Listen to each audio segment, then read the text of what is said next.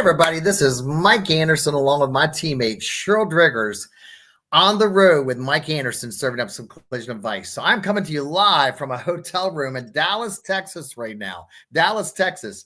And man, I'm so excited to bring with you some insights that I hope will shape your opinions as well as your thoughts regarding scans. So Sheryl, how are you doing today? I am fantastic, Mike. How about you? Great. Well, listen, Sheryl, would you mind kicking us off and just reading these antitrust guidelines? Now, we've never read antitrust guidelines in any of the previous podcasts we've done. But today we're talking about a pretty controversial subject. So I want to make sure that we kick it off reading these. So Sheryl, take it away if you would, please. Absolutely. So today it is understood that in today's webinar, we will not discuss any issues that would violate antitrust guidelines. Avoiding violations of the antitrust laws is the responsibility and legal obligation of the business owner. Any discussion of current prices or discounts with a competitor should be avoided. In our industry, this includes discounts, time, hourly rates, charges to insurance companies, individuals, fleet owners, dealers, and other shops that repair vehicles. Survey of prices, discounts, and costs are permissible, but only under strict guidelines and only if they are not part of a conspiracy to fix prices or otherwise restrain trade. Cost studies that lead to price fixing or price stabilization agreements violate United States and Canadian antitrust laws. Remember, the prices charged must be calculated and determined by the business owner alone. These prices should take into account the cost of doing business and include allowances for reasonable profit. All content of this webinar is based on standard economic and management principles. Profit margins, labor rates, etc. used in this presentation are to be taken as examples only. The intent of this workshop is to provide attendees with basic management skills, leaving them free to determine their own individual rates, profit percentages, and other operating management aspects of their business on a strictly independent basis using generally accepted management principles. So awesome job, Miss Sheryl, man. That is a mouthful. So now you can go ahead and capture your breath. So why are we saying this? Well, ladies and gentlemen, first of all, any examples we give you of like scan labor times or guided fault finding or hookup battery support, any labor times mentioned in this webinar today are strictly for seminar webinar purposes. So we just need to get that out of the way. So let's go ahead and jump into this. So Sheryl, as you know, we at Collision Advice, we do a survey every quarter, every January, April, July, and October called Who Pays for What? And this is where we ask shops, how often do you get an insurance carrier to itemize on their estimating worksheet the following operations? And we publish these results again every quarter, and we also publish them by region. So every quarter we do a different survey. Like every January is on refinish operations, every April is like on body operations, every July is like mechanical, et cetera, et cetera. So with that said, Sheryl, in our most recent surveys, we actually surveyed shops.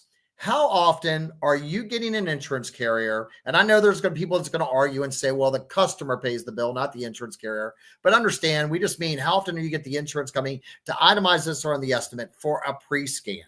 And what I can tell you is this year in 2025, that is 90% of shops. 90% of shops said, hey, we are able to always or most of the time get a carrier to reimburse us or the consumer for a pre-scan of a vehicle. Now that is up 1.1% from the previous year. So awesome job as an industry. We're moving forward with getting paid for pre-scans. Now, with that said, let's talk about the next question we ask, which is in-process scans, right? And we're going to talk about in a few moments what an in-process scan is and what it means to me personally, right? What we're seeing right now is that only about 29% of shops said, I'm able to get an insurance carrier to itemize on their estimate the labor time for an in-process scan. Now, right, so we talked about a pre-scan. This is an in-process scan. Now, the reality is on this, when you look at this, 45 to 50% of shops said we've never even asked for this. And I have to tell you, ladies and gentlemen, it's my personal belief that most shops are not truly understanding the scan process. And we're going to talk about this in a few moments. And we can see that the amount of shops saying they're getting reimbursed for this actually declined this year by 5.3%. Now, the next question we ask is a post-repair scan.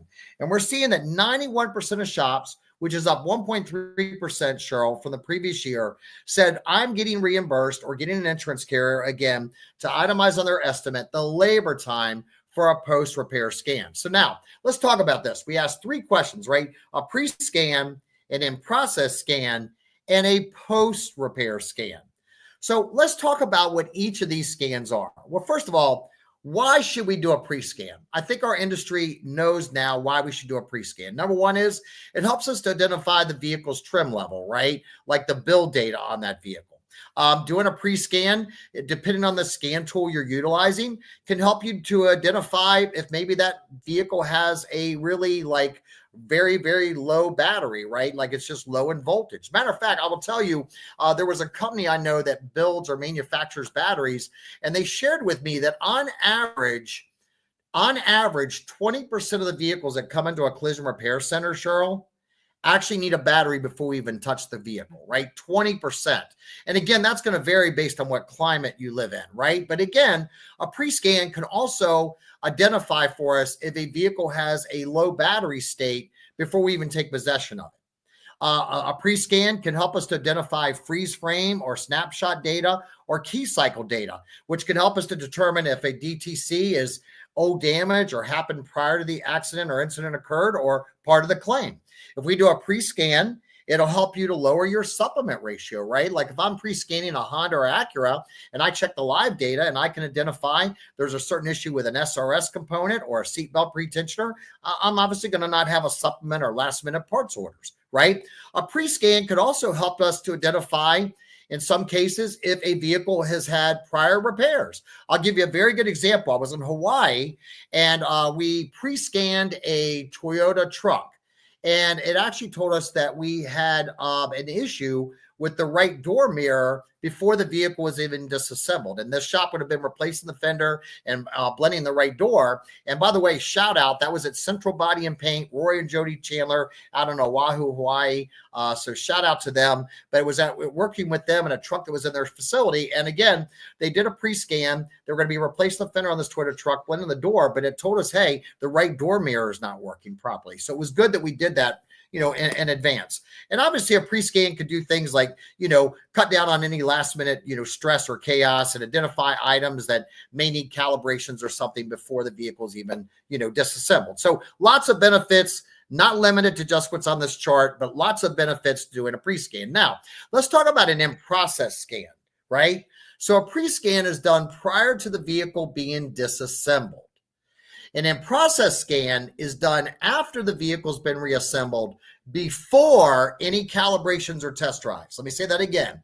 An in-process scan is done after a vehicle's reassembled before any calibrations or test drives, right? So again, why might you need to do an in-process scan? Well, it may be required after re-energizing like a hybrid or electric vehicle in the middle of a repair process just to continue repairs of that vehicle. It may be required per the OEM manufacturer to clear some very specific DTCs prior to us doing any calibrations or test drives. It also may be required so we can clear any lost communication DTCs or bring back online any components that might have been turned off, like fail-safe mode. Now let's talk about a post-scan. A post-scan is done after the vehicle's been reassembled, after test drives are completed, and after all calibrations have been done. Now, why do we do a post-scan? Well, again, it may help us in some cases to identify some vehicle systems that may require reset or reinitialization. It may help us to identify or clear out some fault codes that were triggered during the test drive. You remember, we have to test drive a vehicle to achieve the set conditions, which are the parameters that activate certain components. Like you might have to test drive a vehicle to achieve at least 31 miles an hour because that's the speed that the blind spot monitor may activate at, right? I may have to test drive a vehicle to achieve the set condition of drive the vehicle in reverse because that's what activates the rear cross traffic alert, right? So we may have to do a post scan again after the vehicle has been test driven to see if any DTCs occurred during the test drive when we achieve the set conditions. We also need to do a post-repair scan to ensure all of the safety and comfort features are working properly. Again, I'm going to say that to ensure all the safety and comfort features are working properly, right? And at the end of the day, we also want to do a post-repair scan after reassembly, after calibrations, after test drives, again, to help us to reduce our liability. Now, again, let's go back to pre-scan and process and post-repair scan. A pre-scan is completed prior to disassembly. A pre-scan, the purpose of that is to capture any freeze frame data, key cycles, or snapshot data, etc., that may help us to identify if something is or is not part of the loss or the incident. We need to complete a pre-scan before the vehicle is disassembled so we can identify any components that may be inoperative before we disassemble the vehicle. So we're not chasing it after the fact when maybe it didn't even work before we took the vehicle apart. Another thing that I see a lot of people not doing when they do a pre-scan is they're not going through utilizing the diagnostic scan tool and verifying the live data, or in some cases, the X or Y values of some of the ADAS components, or verifying and inspecting, like, again, the seat belts during the pre-scan. Now, an in-process scan, again, is performed after the vehicle has been reassembled. It's performed before any calibrations or test drives. And again, this may be the place where we actually clear any lost communication DTCs to bring them back online. And then a post-repair scan, from my perspective, is performed after your calibrations have been performed and after you've driven the vehicle to achieve the set conditions that activate certain components. Now, let me just go ahead and call it what it is. There are people in the industry right now that disagree with my use of the word in-process scan. All I got to tell you is I love you, but get over it. Don't get caught up in the words. Call it whatever you want, okay? But at the end of the day, we need to hook up a diagnostics tool, and we need to perform certain procedures or ensure certain things are done properly before the vehicle has been on a test drive or before the vehicle has any calibrations done. Let me give you a very good analogy on this, right? Let's say, for example, I remove a component off of a vehicle to perform the repairs. I drive the vehicle to paint, and the control module is looking for that specific component, and it can't find that component.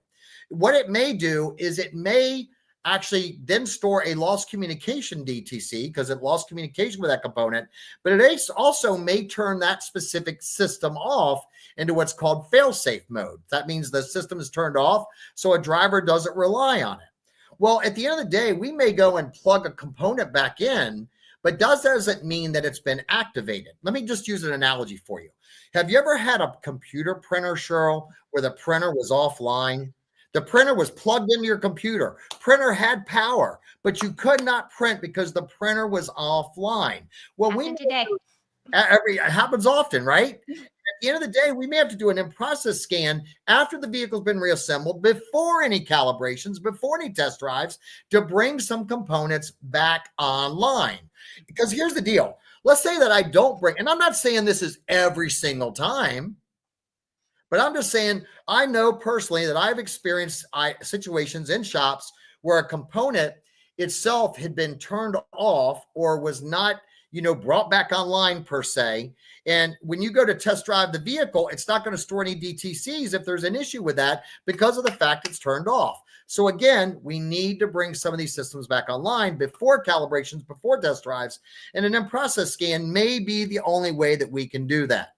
Now, a lot of times I get questions about scanning saying, Mike, ABC insurance company ABC only wants to give me 3/10 to scan a car, or XYZ insurance company only wants to give me, 3/10 or $50 to scan a car, whatever it is, right? I'm just making stuff up. And then people say, Mike, what do you think I could charge? Well, or what do you think I should charge? And here's my question.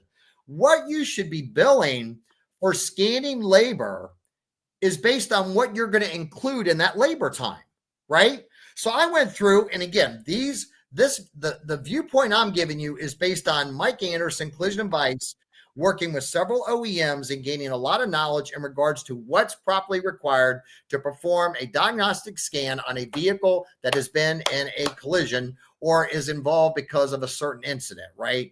So first of all, step number one, I'm going to pull the vehicle into my work area. Step number two, some people recommend that you turn the four-way flashers on so it keeps all your computers awake, while you're doing a diagnostic scan. Step number 3, you may have to allow the vehicle to reach operating temperature, right? Based on the type of vehicle that you're working on and the climate you're in. You may be in North Dakota where it's really, really cold and you got to let that vehicle warm up a little bit. You could be in an area where a car's been sitting outside in Las Vegas, Nevada, and maybe you need to let the vehicle, let the auxiliary fans kick on and, cool the engine down a little bit, right? But from my perspective, you should allow the vehicle to reach operating temperature before I actually perform a diagnostic scan on a vehicle.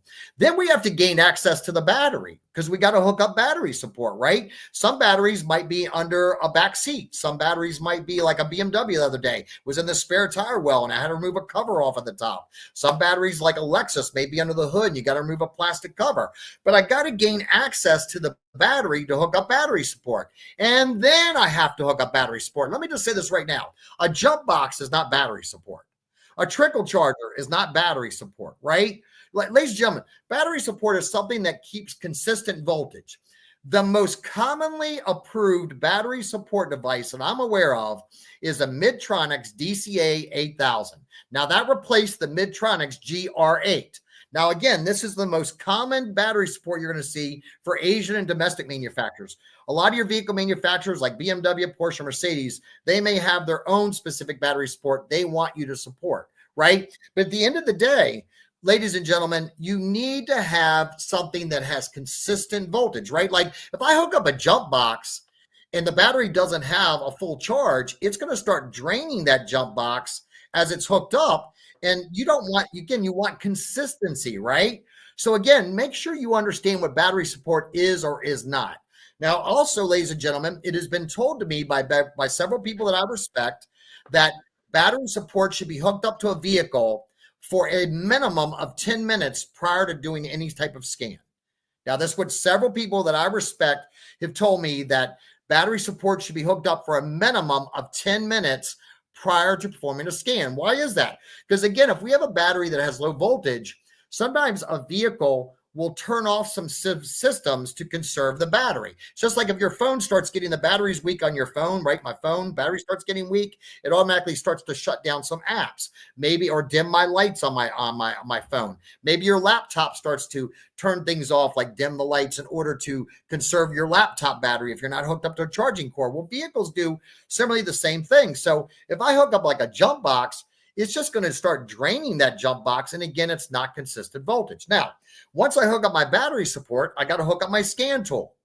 Then what I got to do is I got to perform a diagnostic scan.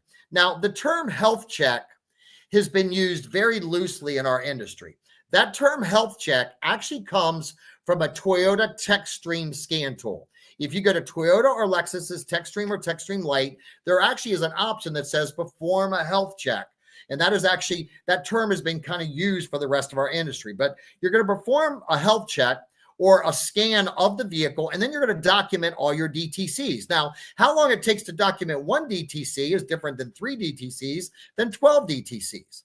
Then after you document the DTC, like maybe it's C1A47, right? Then you got to document and look at the freeze frame data if it's available on that specific vehicle. So I got to document maybe my freeze frame data. Maybe it's the date, the time, and mileage that the DTC occurred. It could tell me what the speed was when that DTC occurred. It could tell me the engine RPMs that DTC occurred. I may have, again, some key cycles, like a key's been turned on or off X amount of time since the DTC occurred. Shout out to Jeff Butler at Hari's Collision out in Washington State. He was sharing with me with a Subaru where there was a DTC from an airbag deploying, and it actually stored how many times the key had been turned on and off since the airbag had deployed. So you have to document all of this information, right?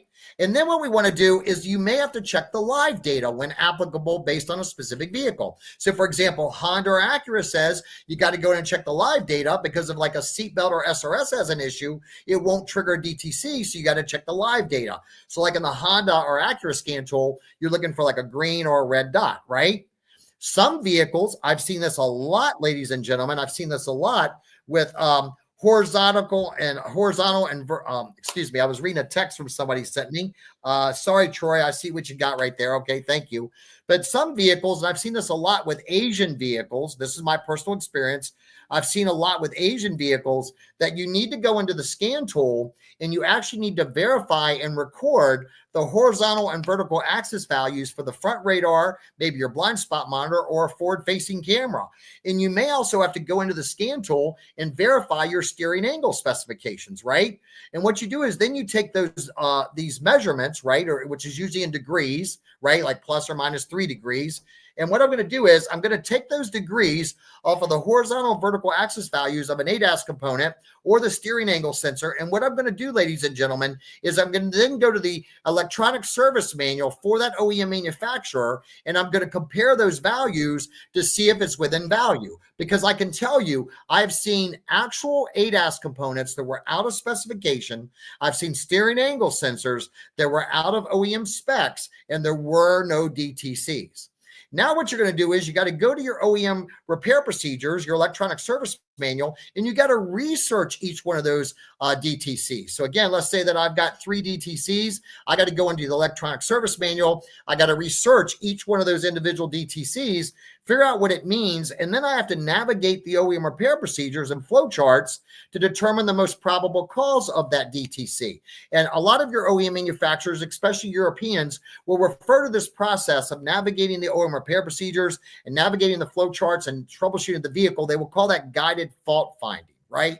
So now I'm going to problem solve that specific DTC or DTCs plural at the vehicle. Now, once I do all of that, I'm going to repair my vehicle.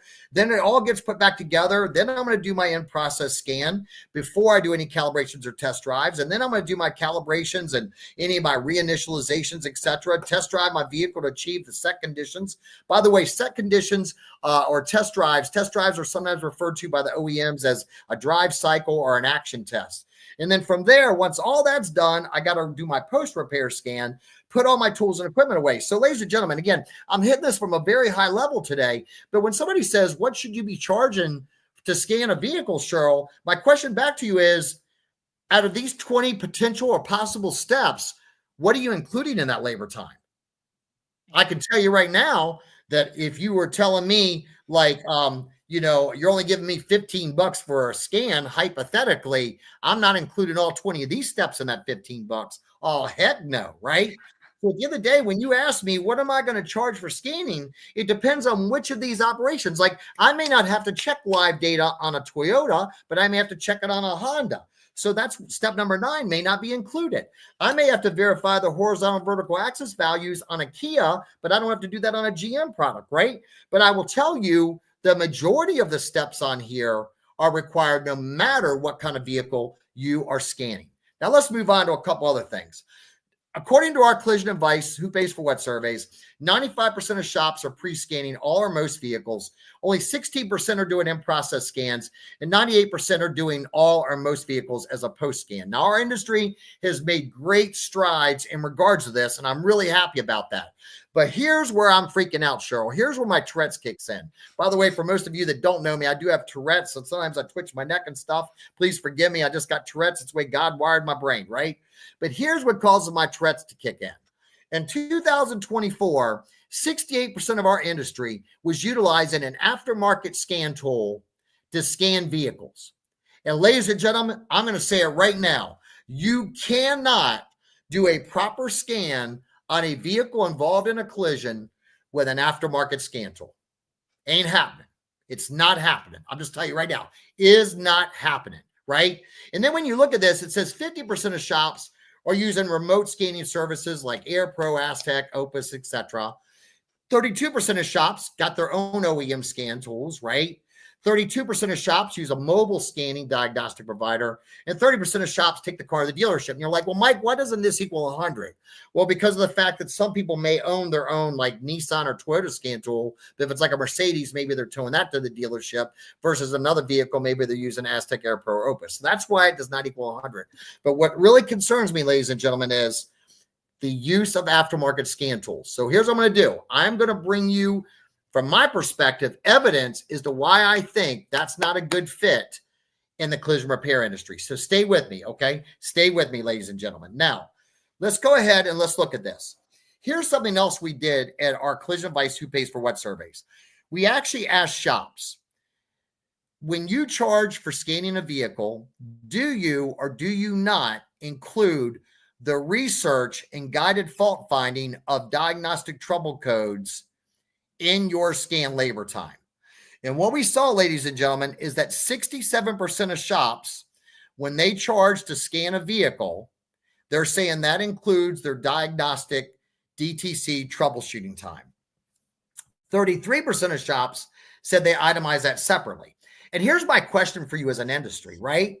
If I have a vehicle that has one DTC and a vehicle that's got 16 DTCs, how long it takes me to research 16 DTCs is going to take a lot longer than a car that has one DTC. So how are you including that in your scan time and having the same scan labor time on every single vehicle? It's like repair times, right? Like you're going to charge, you're going to charge more to repair a dent that's this big versus a dent that's this big, right? Labor times vary based on the size of the damage. Labor times vary based on the substrate.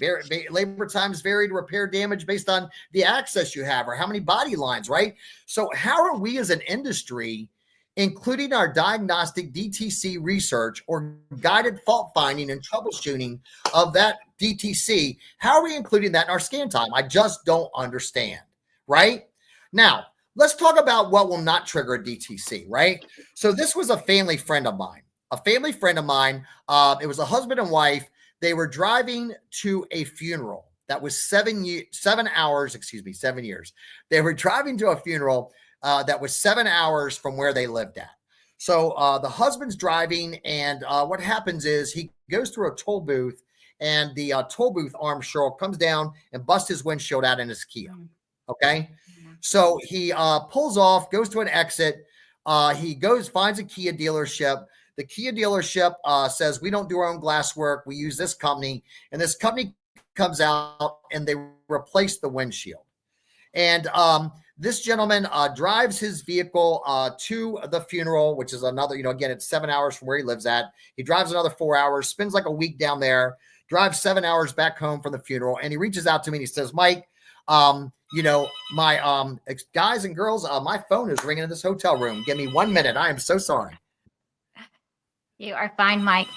So over in the chat panel, Mark says adjusters have no idea what goes on when inspecting, scanning, and performing diagnostics on a damaged vehicle. There is a major gap. I think most insurance people think it is a simple 5 to 30-minute scan. So any questions that you have, put them in the chat panel. I'm keeping an eye, so when we get to Q&A, I can give Mike those questions. All right, Sheryl. Hey, one of the things about doing this thing live, man, we're not pre-recording this. You're getting it all, man. When they were beating on my door a minute ago, then they're calling my room. I was like, I better answer the daggone phone.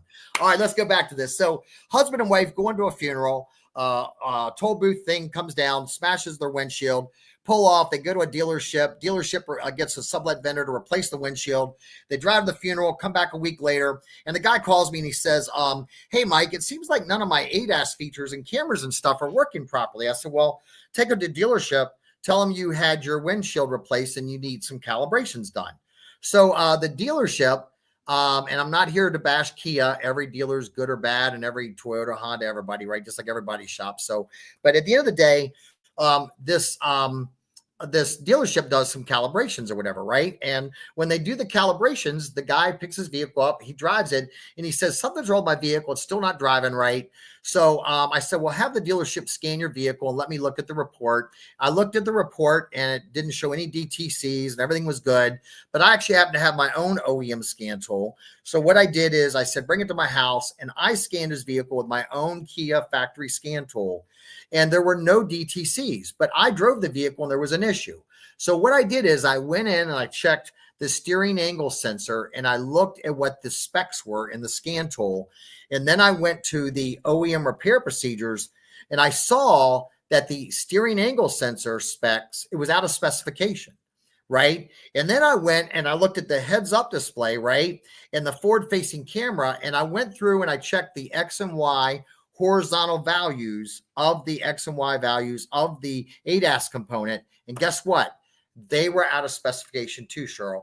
and there were no DTCs. So, ladies and gentlemen, that's what really gets me. I think as an industry, Sheryl, we have hurt ourselves and shot ourselves in the foot. When we say, oh, I'll just have my wash rack person scan a vehicle, we're making it seem like scanning a vehicle is like can be done by just somebody that washes cars. And that is a mistake. Ladies and gentlemen, it's not about just hooking a scan tool up, right? It's about understanding that I may need to go through and pull up, again, certain values and verify them against what's in the OEM repair procedures, right? Because at the end of the day, it's just think about it like an alignment. Like you could have a suspension alignment that the toe caster or camber's out of spec. It doesn't put a dash warning light. It doesn't trigger a DTC. So I think we do ourselves a disservice when we don't talk intelligently, or we don't take and have the proper person conducting our diagnostic scans, right? It's not about just owning the scan tool. It's about understanding what are the extra things that I need to do, right? So think about it like this, right? It's like an x-ray, Sheryl, will tell me if I have a broke leg, but it won't tell me if I have high blood pressure or cholesterol. Right. I can do a test like you see on the screen, and that's going to tell me I have high blood pressure, but that's not going to tell me I have high cholesterol. And blood work will tell me I have high cholesterol, but blood work won't tell me I have high blood pressure or a broken arm or a sprained wrist, right? There are 3 different tests you may have to do to diagnose a human's body, right? And all their medical conditions. And I think we have to understand that it's not like we just plug in this diagnostic scan tool and it gives us all the answers. There's other things that must be done as well.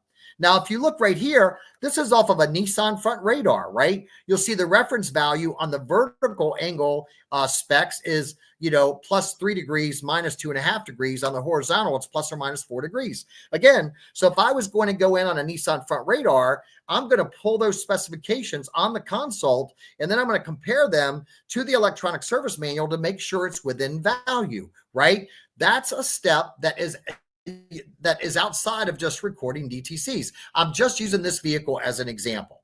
As a matter of fact, when you look at like this Nissan on a round view monitor, there are 32 different settings for the X and Y axis values for the Nissan around view monitor, right? So you've got to verify those values because you cannot always trust that there's going to be a DTC. Think about this, right? Let's say a vehicle is towed into your shop from an accident. The vehicle was never driven to achieve the set conditions to trigger a DTC. So again, that's another reason why you may have to check these values. Now, let's look at Honda right here. Honda actually has a bulletin out. It says lane watch. Lane watch must be aimed after one or more of these following procedures: camera removal, door mirror removal, door panel body repair. And it says lane watch does not set DTCs. So hooking up a diagnostic scan tool and looking for DTCs, ladies and gentlemen, is just not enough, right?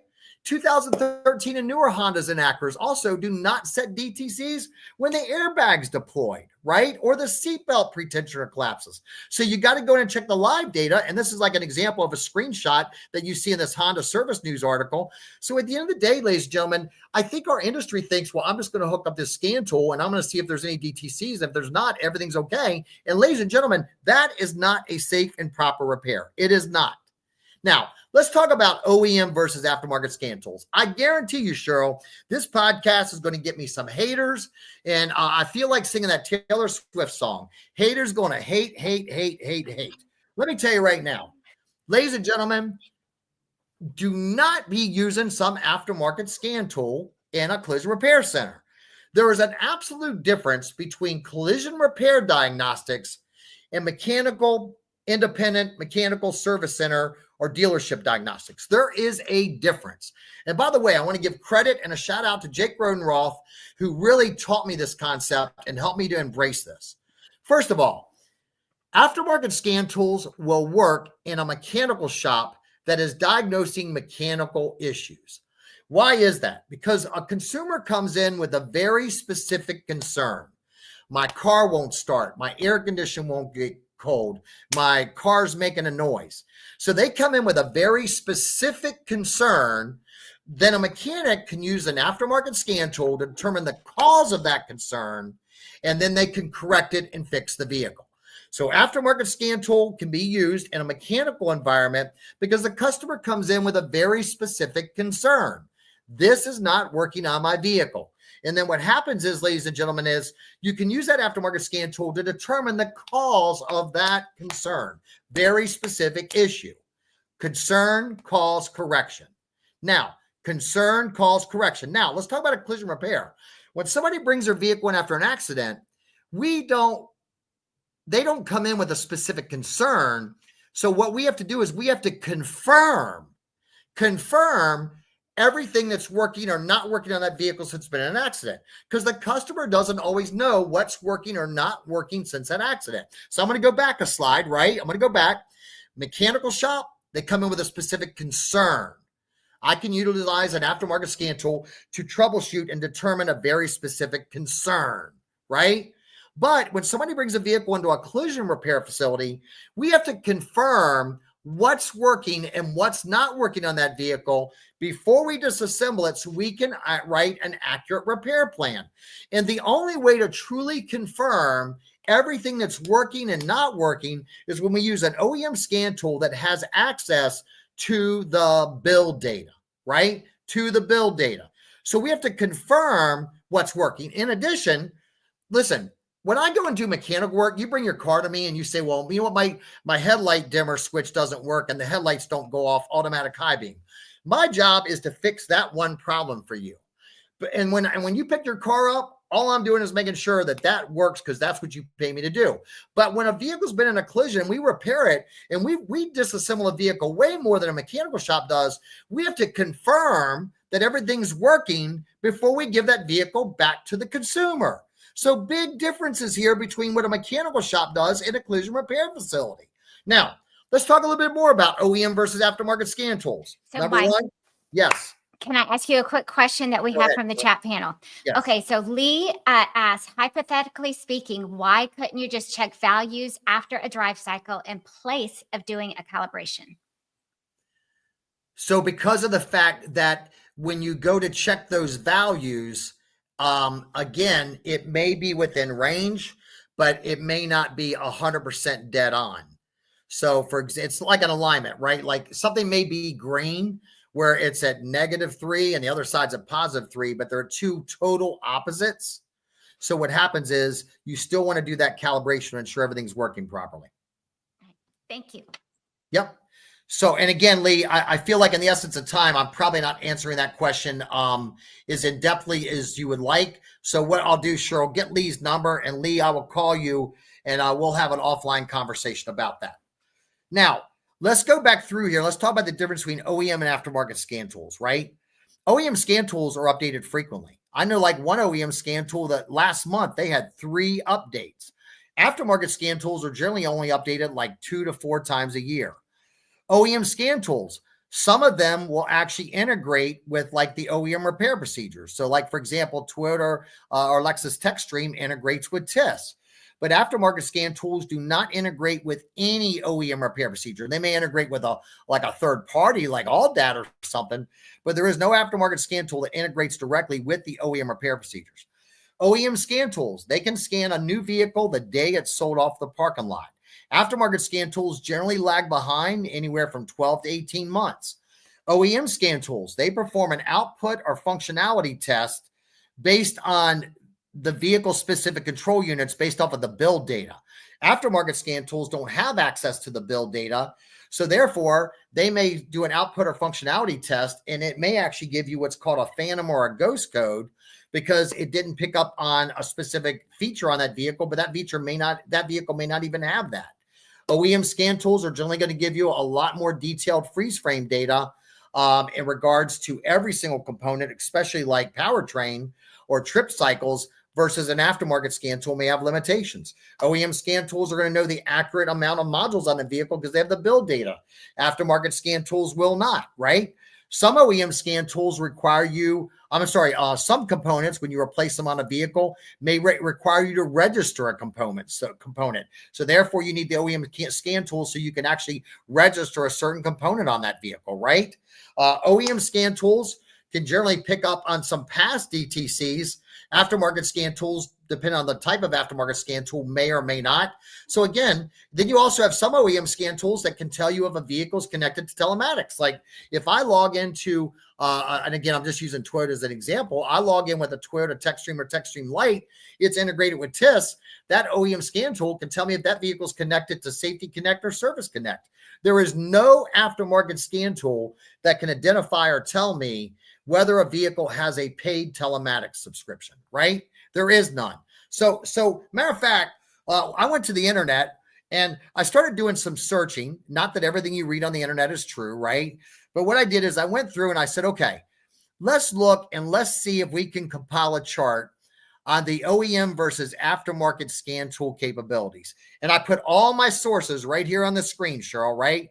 Repairify, Vehicle Service Pros, Motor Magazine, Fleet Magazine, right? And when you went through here, it talked about the OEM versus aftermarket scan tool capabilities in collision diagnostics. And you look at the green bar is the OEM, and that orange, beige, whatever color you want to call that, Sheryl, is an aftermarket scan tool.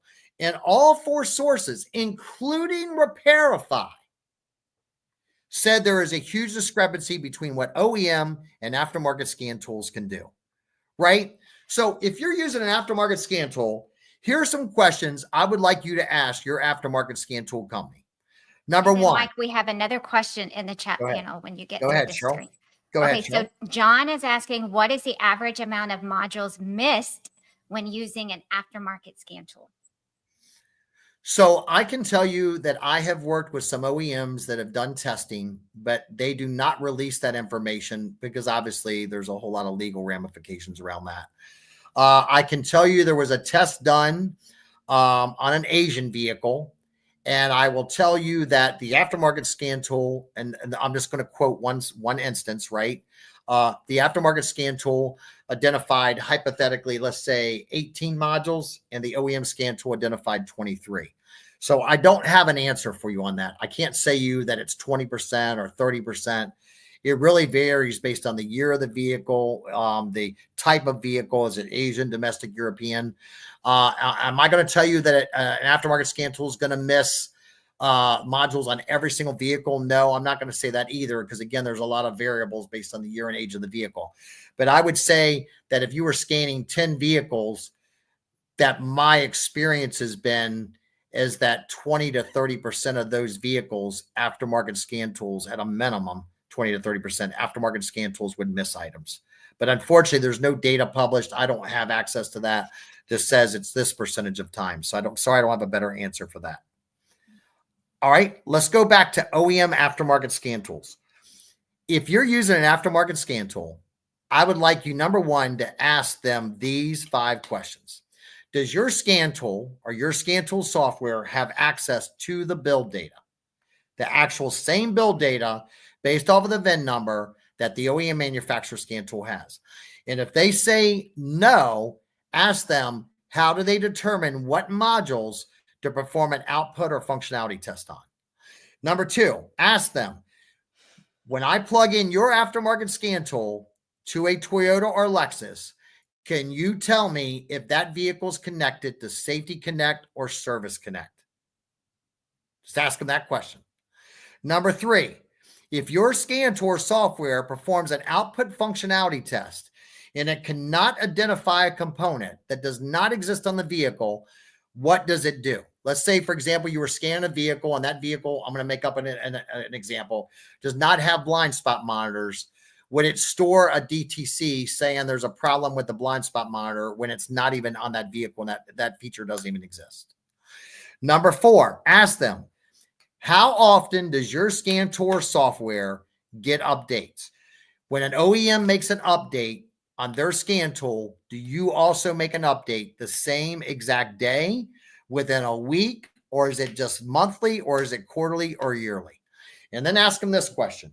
When a new 2026 vehicle is sold, whether it's a GM, a BMW, a Toyota, a Ford, a Kia, whatever it is, can I scan a brand new 2026 vehicle the first day it's been sold off the parking lot? Can I scan it with your scan tool?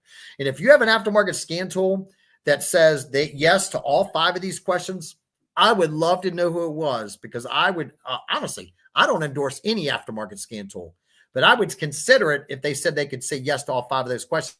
because I've never met an aftermarket scan tool that can say yes to all 5 of those questions. That's why, again, only an OEM scan tool for me in the collision repair sector. So, Sheryl, I'm just going to throw out a couple things real quick. Again, battery support. You must hook up battery support when you're scanning a vehicle. Again, the Midtronics DCA8000 is the most common that is utilized.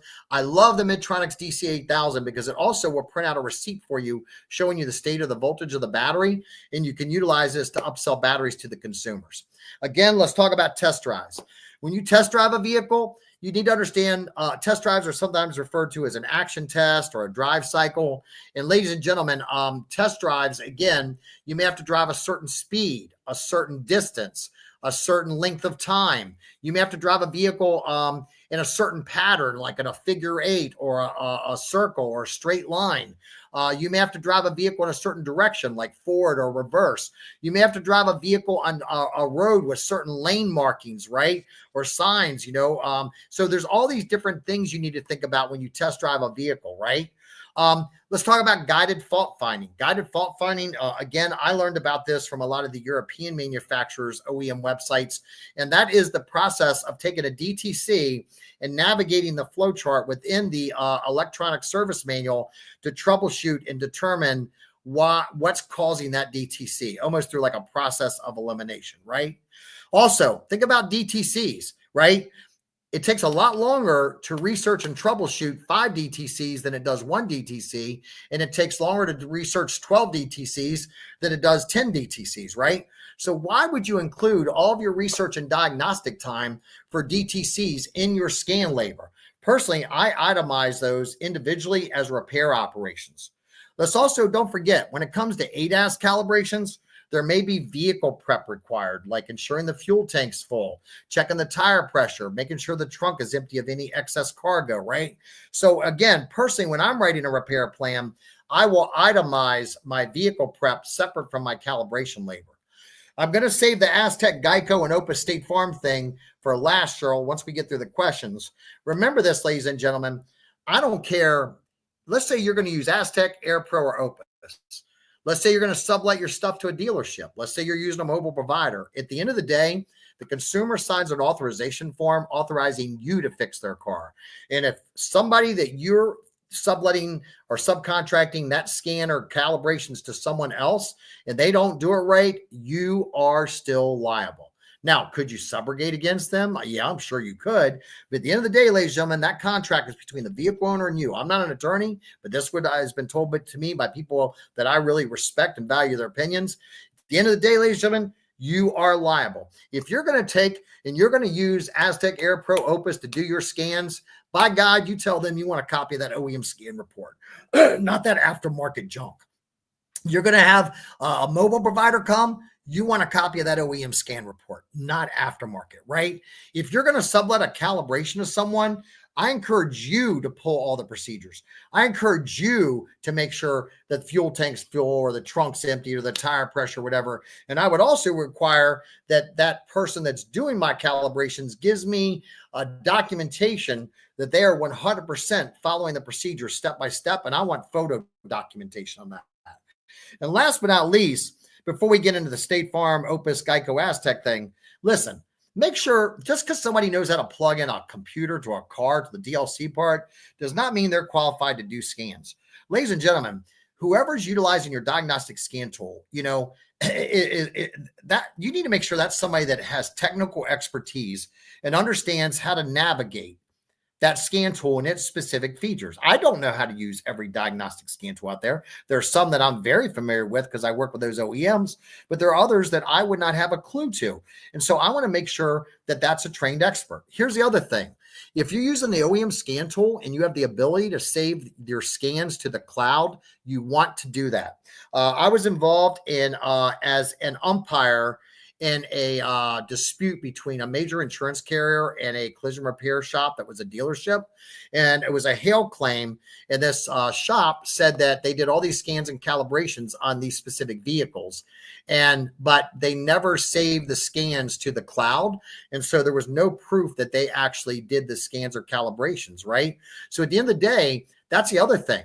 Ask an aftermarket scan tool. Are you going to be able to take and store the scans in the cloud so the OEM will know that I did it and that data is in there? Because I can tell you there are certain OEM websites that if I log into, I can tell if you used an OEM scan tool or not.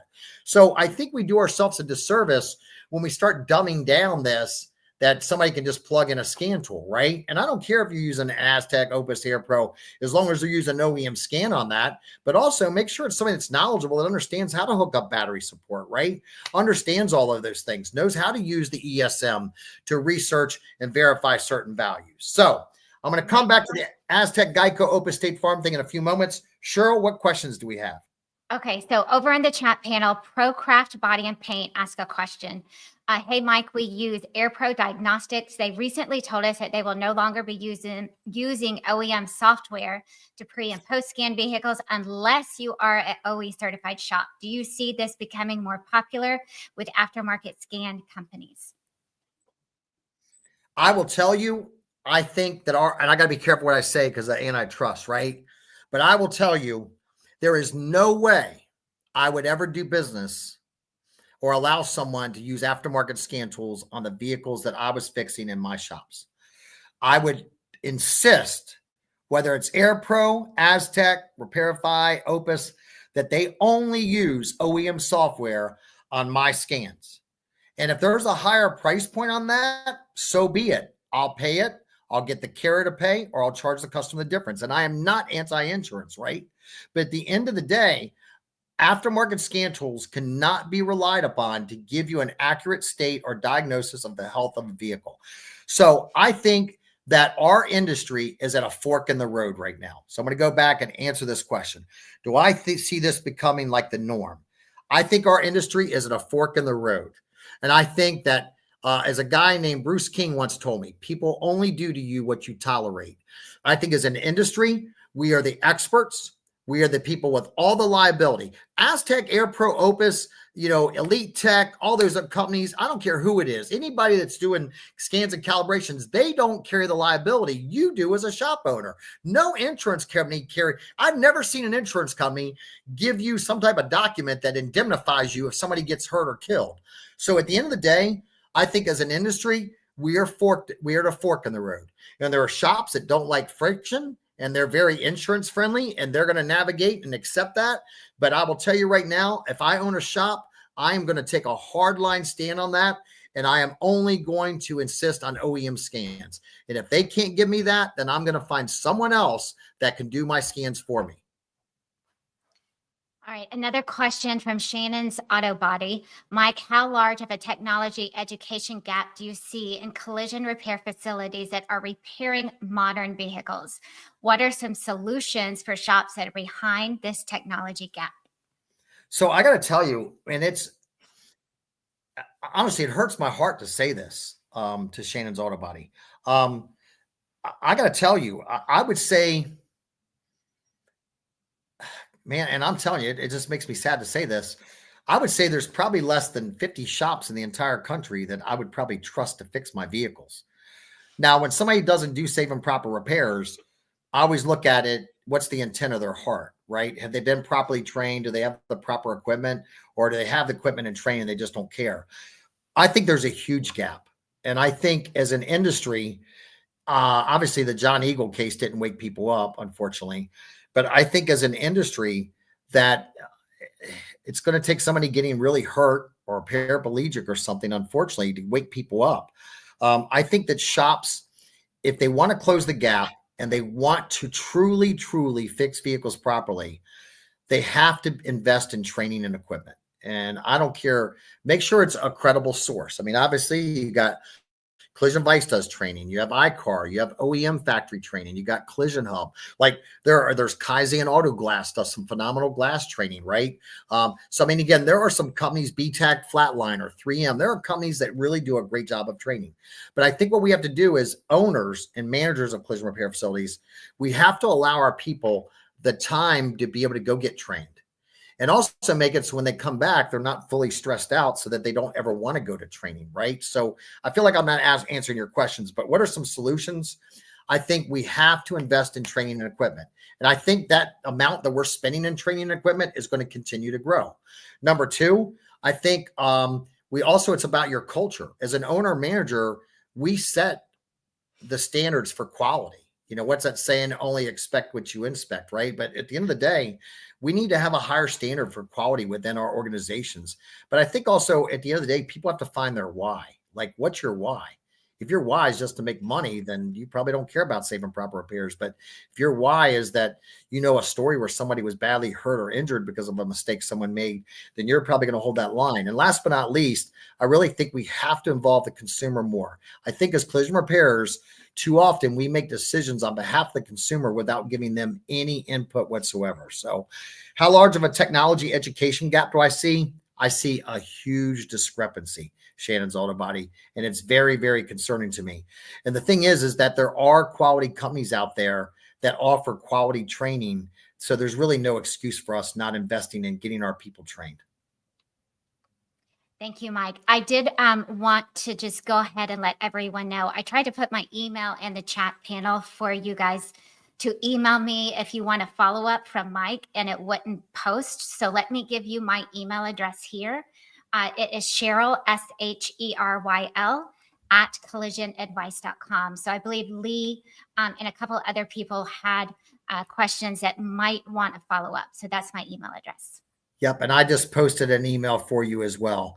And Lee, I felt like I did not answer your question properly there about why couldn't you just check values after a drive cycle in place of doing a calibration? So I feel like I didn't properly answer your question. So I promise you, I will get back with you and answer that question. So I just want to get to this if I can. And that is this, right? Opus, State Farm, Aztec, Geico. I will tell you, as Mike Anderson, speaking on behalf of Mike Anderson Collision Advice, I'm not speaking on behalf of Autobody News. I'm not speaking on behalf of Sheryl Driggers. I'm speaking on behalf of Mike Anderson. I 100% disagree with the Aztec Geico agreement. I think that the amount of money that's paid, not even getting into dollars, does not support what I know is required to perform a safe and proper repair or safe and proper diagnosis, right? That agreed amount dollar figure does not support the amount of time that it takes to research DTCs, verify values, and do all the things you need to do. I think it is the worst thing in the world for our industry regarding scans and calibrations. I disagree with it. I'm vehemently opposed to it. And I would publicly plea to Repairify to revisit that. Repairify, what made you great was when you came out and said we only use OEM scan tools.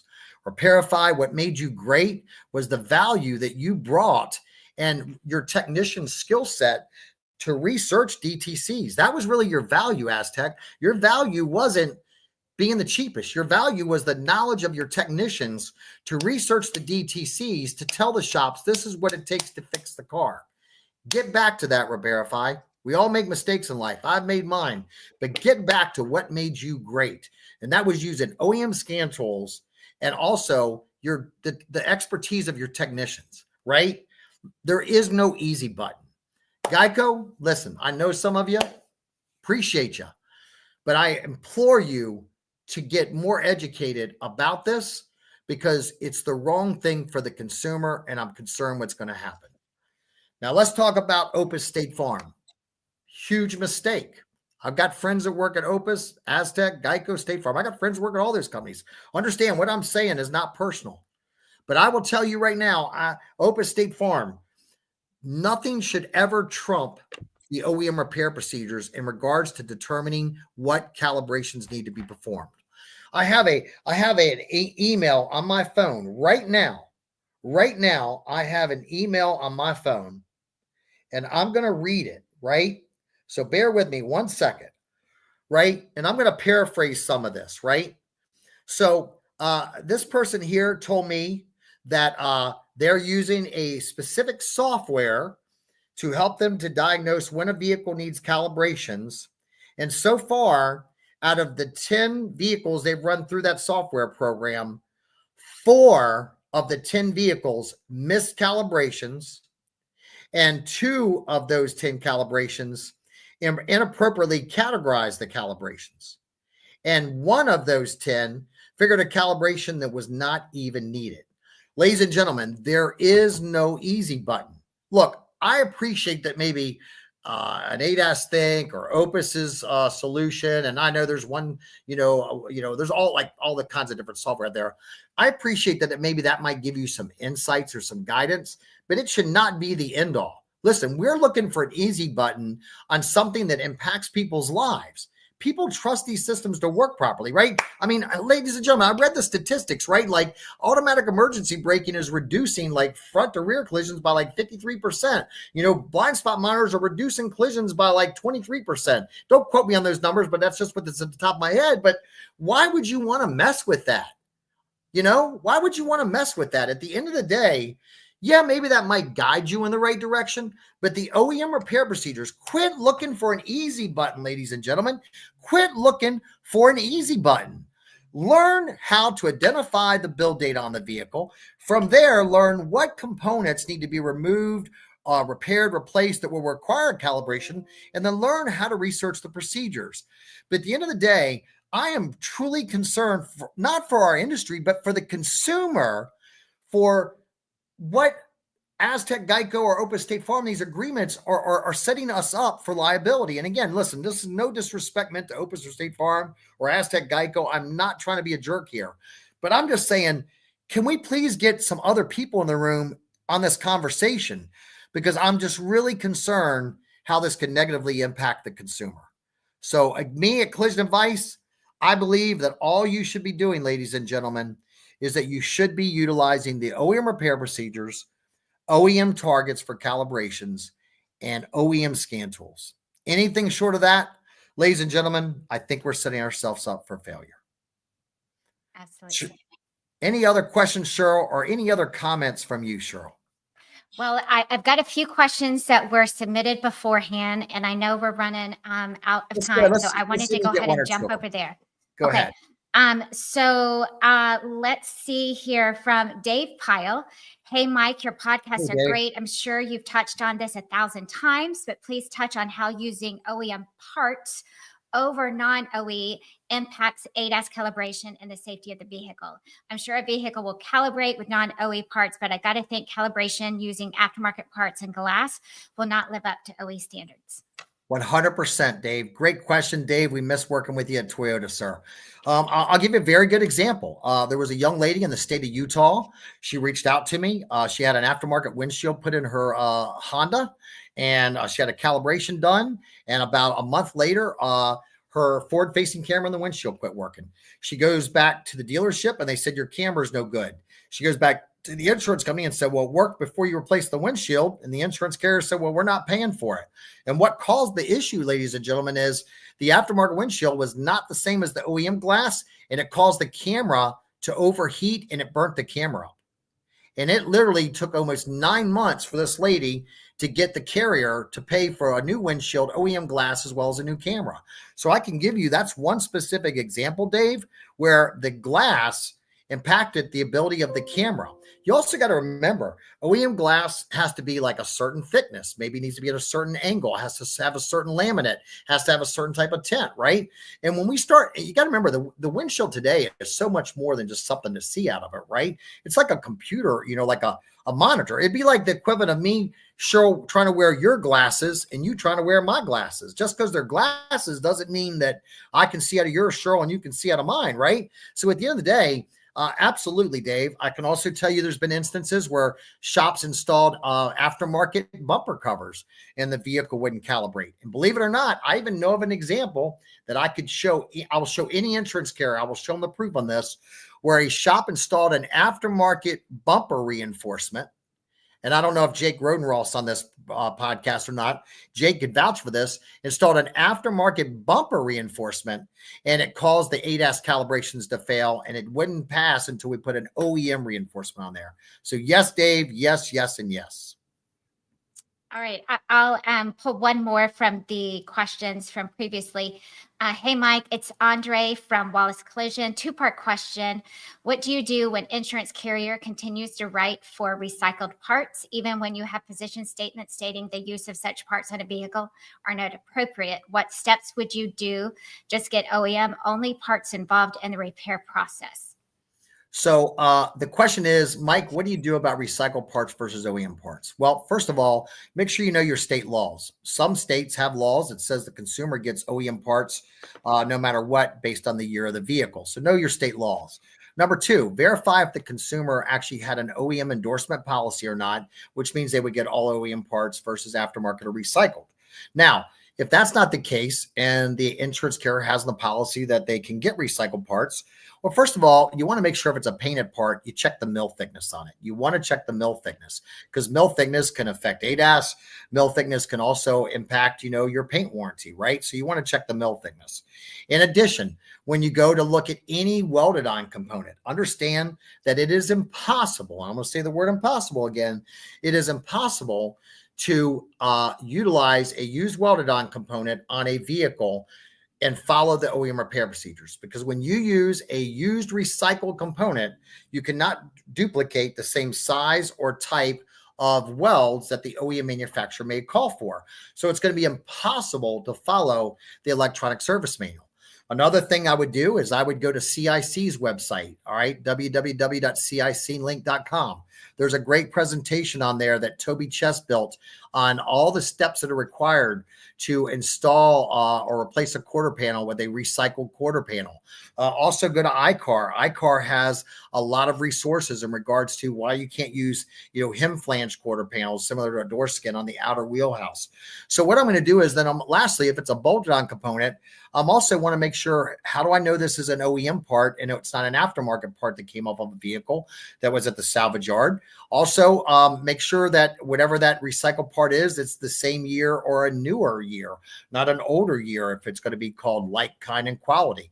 Also, you want to look at the condition of the panel, right? If I have a used door come in, is there any, a lot of dents and dings that I'm going to have to repair? Because if so, it may not make it cost effective to do that. And then lastly, you also want to think about your things like your R&I labor, remove, and install. So there may be additional labor that may make it not cost effective. So hopefully in the essence of time, we gave you a couple insights there. If not, feel free to reach out to me and I'll be glad to help you further. Well, thank you, Mike. I did put in the chat panel. If we did not get to your question today, please email me and the Collision Advice team will reach out to answer your questions. Well, ladies and gentlemen, I hope you got some value out of this. Again, I want to make sure I didn't offend anybody, but I just got to tell you how I feel, right? And so we're trying to decide what our next webinar is going to be. Our next webinar, our podcast, I should say, excuse me. Our next podcast is going to be June 9th, 2025 at 4 p.m. Eastern time. And we're trying to decide, would you like to know my why? Would you like to know why I am so adamant about OEM scan tools and following OEM repair procedures? Would you like to know what happened in my life where my dad got injured in the military and how I had an incident that happened in the military and why that drives my convictions? If so, I can talk about that.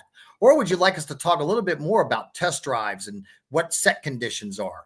Or would you like us to talk about the future of OEM certifications and some of the accident assistant apps that are coming out from General Motors and BMW and Honda and Acura and what the future holds, or subscription-based vehicles? So if you got a minute, you can put in the chat panel for us what you would like to hear the next podcast on. Or if you would email Sheryl, maybe there's a topic you'd like us to talk about that's not on here, because this podcast, On the Road with Mike Anderson and Sheryl Driggers, we are doing this for you. So ladies and gentlemen, again, if you like this podcast, please feel free to click the like button, whether it's in YouTube or Facebook. Please share it with us. And again, thank you for tuning in live. This is Mike Anderson and Sheryl Driggers On the Road. Thank you for joining us today. God bless and have a great day. Thanks, Sheryl.